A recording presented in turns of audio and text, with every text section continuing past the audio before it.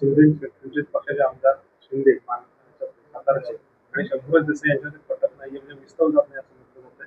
अगदी एकनाथ शिंदे जरी आले तरी त्यांच्याही कार्यक्रमांना आमदार जे आहेत महेश शिंदे ते हजर राहतात. नेमकं काय सुरू आहे? साताऱ्यामध्ये नक्की काय सुरू आहे याची भूमिका शंभूराज देसाईंनी काल प्रसारमाध्यमांशी ते स्वतः बोललेले आहे. ज्यावेळी आमदार महेश शिंदेच्या मतदारसंघामध्ये शाखेच्या उद्घाटनाला त्यावेळी ते गेले त्यावेळी तिथे आमदार शिंदेसाहेब उपस्थित नव्हते. त्याचा खुलासा देखील त्यांनी शंभूराज देसाईंनी केलेला आहे. आणि सातारा जिल्ह्यातली शिवसेना सांभाळण्यासाठी वाढवण्यासाठी माननीय एकनाथ शिंदेसाहेबांच्या नेतृत्वाखाली शंभूराज देसाई हे सक्षम आहेत. त्यामुळे त्यांच्या जिल्ह्यामध्ये काय चाललंय त्याच्यामध्ये डोकवण्याचा मला अधिकार नाही, परंतु साताऱ्यामध्ये 100% भगवा म्हणजे भगवाच आहे. दोन दिवसांपूर्वी माझा विजन प्रोग्राम झाला होता आणि त्यामध्ये मुख्यमंत्री देवेंद्र फडणवीसांना एक प्रश्न विचारला होता, तो म्हणजे सुनेत्राताई याचा शपथविधीचा त्या संदर्भातला. त्यामध्ये तुम्ही संदेश शिरसाट असं म्हटलं होतं की शपथविधी झाला थोडा घाई झाली किंवा अशा पद्धतीचे काही मतं तुम्ही मांडले गेलेली फडणवीसांनी असं म्हटलं की त्यावरती ते जे बोलणं आहे ते मला पर्सनली पटलं नाही आणि असं शिल्पनाचं बोलणं होतं. त्याबाबत माझं तुमच्याशी सामंत आणि शिवसेनेशी बोलणं झालेलं आहे. त्याच्यावर तुमची प्रतिक्रिया काय असेल? पहिली गोष्ट म्हणजे देवेंद्रजी फडणवीस साहेबांबद्दल सीएम म्हणून नितांत आदर आहे, परंतु मी असं कुठेही स्टेटमेंट केलेलं नाही. तुम्ही काढून बघा रेकॉर्डवर. मी असं म्हटलेलं होतं की माननीय सुनेत्राबाईंनी उपमुख्यमंत्री म्हणून 100% अजितदादांचा वारसा सक्षमपणानं चालवतील याची मला पूर्ण खात्री आहे. पण त्या 2-4 दिवसामध्ये जनतेच्या मनामध्ये काय आहे हे मी सांगितलेलं होतं. माझं वैयक्तिक मत मांडताना मी सुनेत्राबाईंनी 100% अजितदादांचा वारसा पुढे नेतील हेच माझं स्टेटमेंट आहे. त्याच्यामुळे मी कुठेही त्यांनी शपथ घेऊन घाई केलेली आहे असं कुठेही माझं स्टेटमेंट नाही. मी असं म्हटलं होतं की 3 दिवसानंतर जो शपथविधी झाला त्याच्यामध्ये सोशल मीडियावर असं म्हटलं जातंय की हा 3 दिवसात इतक्या लवकर का झाला, हे मी म्हटलं होतं. मी माझं वैयक्तिक मत मांडत असताना स्पष्ट हेच मांडलेलं आहे. तुम्ही काढून बघा की माननीय सुनेत्राबाईंनी अजितदादांचा वारसा अतिशय सक्षमपणानं पुढे घेऊन जातील याची मला पूर्ण खात्री आहे. हे माझं पहिलं स्टेटमेंट होतं. आणि त्याच्यानंतर मी असं म्हटलं होतं की सोशल मीडियावरनं आणि जनतेच्या मनामध्ये जो संभ्रम आहे तो दूर करणं आवश्यक आहे. मी कधी असं म्हटलेलं नाही की त्यांनी घाई करून शपथ घेतलेली आहे. प्रवेश म्हणजे जिवंत समाधी. बच्चू कडूंच्या प्रवेशाबद्दल सामनानं जर टीका केली नाही तर कसं चालेल? आता ते पण सामना पण आम्हाला मॅनेज झाला असं होईल ना. त्याच्यामुळं सामनाला सरकारमधल्या ॲडव्हर्टाईज चालतात, नगरविकासच्या ॲडव्हर्टाईज चालतात, मराठी विभागाच्या ॲडव्हर्टाईज चालतात, परंतु सामनामधनं आमच्यावरती टीका करतात. आणि त्यांनी जर टीका केली नाही तर कसं आहे, शेवटी ते सामना मुखपत्र आहे युबीटीचं, त्याच्यावरनं ते टीका करणारच. आणि हे टीका जी होते हे पोटसूळ आहे. हा बच्चू कडूंसारखा एक कष्टकऱ्यांचा नेता, सर्वसामान्यांचा नेता, जो पूर्वी वंदनीय बाळासाहेबांचाच विचार घेऊन शिवसेनेचा पुढे चाललेला होता, परंतु यांच्या कर्तृत्वामुळे त्यांना प्रहार संघटना काढावी लागली. आज वंदनीय बाळासाहेबांचा विचार पुन्हा एकदा एकनाथ शिंदेसाहेबच पुढे घेऊन जातात ही खात्री त्यांची पटली. दिव्यांगांना न्याय मिळू शकतो, शेतकऱ्यांना न्याय मिळू शकतो, या भावनेतच बच्चू भाऊंनी शिवसेनेमध्ये प्रवेश केलेला आहे. आणि त्याच्यामुळे काही लोकांना पोटदुखी आहे. शिवसेनेचे आमदार जे आहेत ते भाजपमध्ये जातील आणि भाजप स्वबळावर निवडणूक अशी सुद्धा उल्लेख केलेला आहे. हा, रोज सकाळी ते एक स्वप्नमय स्टोरी तुम्हाला सांगतात आणि तुम्हाला ती पटते. एसटी बँकेत गुणरत्न सदावर्तेंनी जवळपास 200 कोटींचा भ्रष्टाचार केल्याचा आरोप मनसेने केलेला आहे. त्यांना जेलमध्ये पाठवल्याशिवाय राहणार नाही असे मनसेने त्यावेळी. सदावर्ते साहेब हे एका संघटनेचे अध्यक्ष आहेत. कष्टकऱ्यासाठी त्यांचं एक वाक्य देखील आहे की कष्टकरी बांधव, कामगार भाऊ यांच्यासाठी ते अतिशय चांगलं काम करत असतात. त्यांच्या बँकेमध्ये काय झालं याची मला अजिबात माहिती नाही. मनसेनं काय मागणी केली हे देखील मला माहिती नाही. पण गुणरत्न सदावर्ते बँकेमध्ये अशा पद्धतीचं काय करतील याच्यावर माझा विश्वास नाही. कालीचरण महाराज यांनी वक्तव्य केलेलं आहे की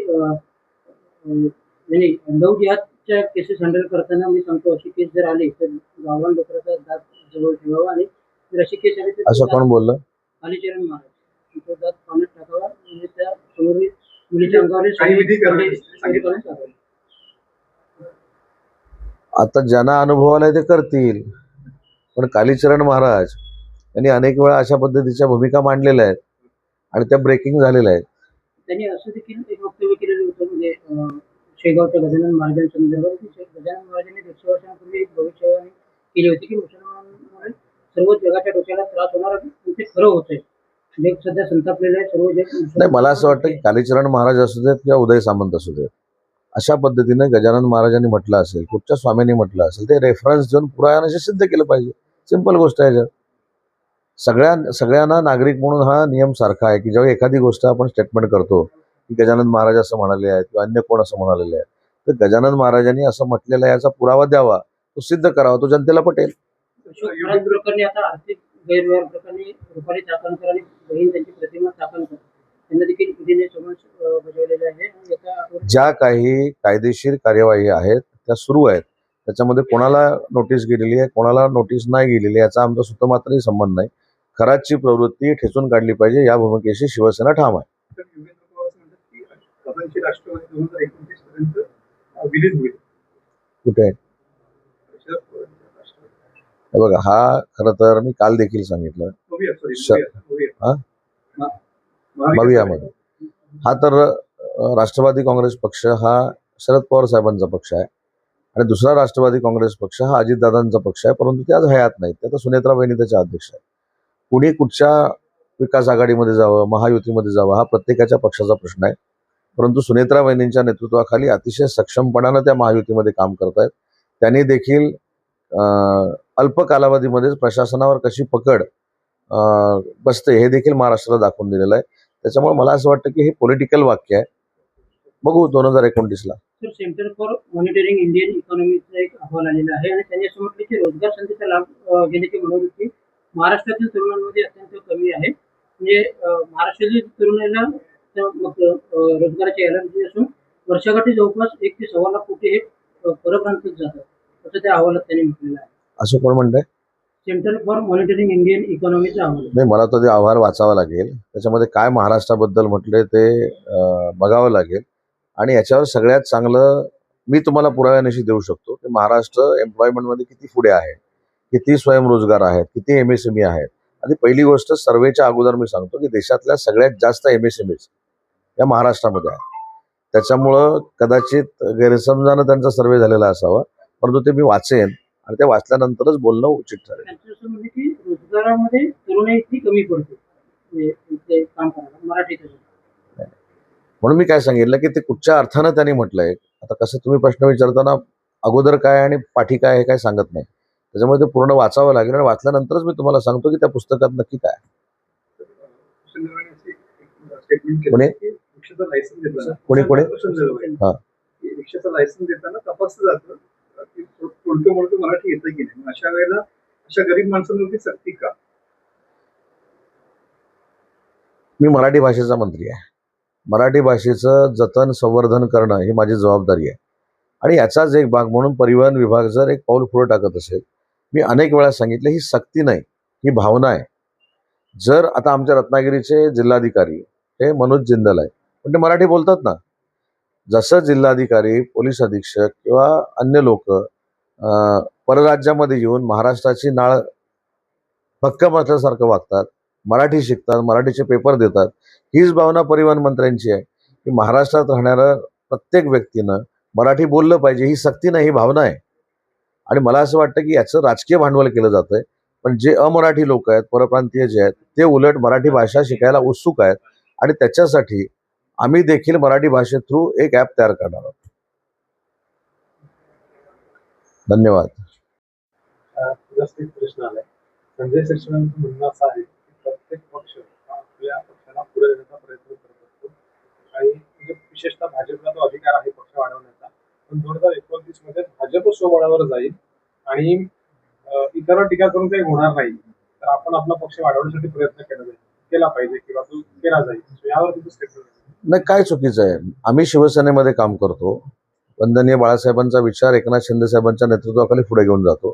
शेवटी आम्ही पक्ष वाढण्याची जी काय प्रक्रिया आहे ती आम्ही करतो. आम्ही त्याच्यामध्ये काही लोकांना पक्षामध्ये घेतो. भाजप जर पक्ष वाढवण्याचा प्रयत्न करत असेल, काँग्रेस जर पक्ष वाढण्याचा प्रयत्न करत असेल, यशस्वी होणार नाहीत ते, पण काँग्रेस जर पक्ष वाढवण्याचा प्रयत्न करत असेल, राष्ट्रवादी काँग्रेस पार्टी सुनेत्राबाईंनी पक्ष वाढवण्याचा प्रयत्न करत असतील, पवार साहेबांची राष्ट्रवादी पक्ष वाढवण्याचा प्रयत्न करत असेल, युबीटी पक्ष वाढवण्याचा प्रयत्न करत असेल, तर आपण कसं काय रोखू शकतो? प्रत्येक पक्षाला पक्ष वाढवण्याचा अधिकार आहे. मग मित्र पक्ष असला तरी आणि विरोधक असला तरी, ज्याची कुवत आहे, जो लोकांपर्यंत पोहोचणार आहे, जो पक्षाची ध्येय धोरणं लोकांपर्यंत घेऊन जाणार आहे, पक्षाची भूमिका घेऊन जाणार आहे आणि पक्षाची भूमिका ज्यांना पटेल ते त्या पक्षामध्ये येतात आणि पक्ष वाढवतात. त्याच्यामुळे संजय शिरसाट जे पक्ष वाढवण्याच्या बाबतीमध्ये बोललेत, तसं प्रत्येकाला पक्ष वाढवण्याचा अधिकार आहे. 2021 बीजेपी स्वबळावर जाईल तर नाही, हे त्यांना कुठून कळले मला माहित नाही, पण त्यांनी पक्षाच्या बाबतीत जे सांगितलं त्याच्याशी मी सहमत आहे. प्रत्येक पक्षाला पक्ष वाढवण्याचा अधिकार आहे. सध्या हेवीच्या कामामुळे संदेशामध्ये जवळपास 2-2 तास वाहतूक कोंडी होताना पाहायला मिळतो. त्या संदर्भात काही सूचना तुमची पत्रकार परिषद झाल्यानंतर 5व्या मिनिटाला मी त्याची बैठक आयोजित केलेली आहे. या बैठकीमध्ये पोलीस अधीक्षक, जिल्हाधिकारी, सगळे अधिकारी त्याच्यामध्ये आहेत. तात्काळ याच्यावर कार्यवाही करण्याच्या सूचना मी देणार आहे. पण आपल्याला अजून एक महत्त्वाची गोष्ट सांगतो. काल मी टुरिझमच्या निमित्तानं रत्नागिरी जिल्ह्याचा जो आढावा घेतला, त्याच्यामध्ये आजपर्यंत पुण्याचं, मुंबईचं पब्लिक हे दापोलीमध्ये येत होतं. आजची परिस्थिती अशी आहे की रत्नागिरी शहरामध्ये किंवा रत्नागिरी तालुक्यामध्ये जेवढे हॉटेल्स आहेत हे ओव्हरपॅक झालेली आहे. याचा अर्थ रत्नागिरी देखील आता हे डेस्टिनेशन टुरिझमचं बनलेलं आहे, हे आपल्याला नाकारता येणार नाही. सलग 3 दिवस सुट्या असल्यामुळे सगळा पर्यटक हा कोकणात उतरलेला आहे. आंब्याचा सीझन आहे. ठीक आहे, त्यांची थोडीफार गैरसोय होते, हे मला मान्य आहे. पालकमंत्री म्हणून आज मी बैठकीचं आयोजन केलं.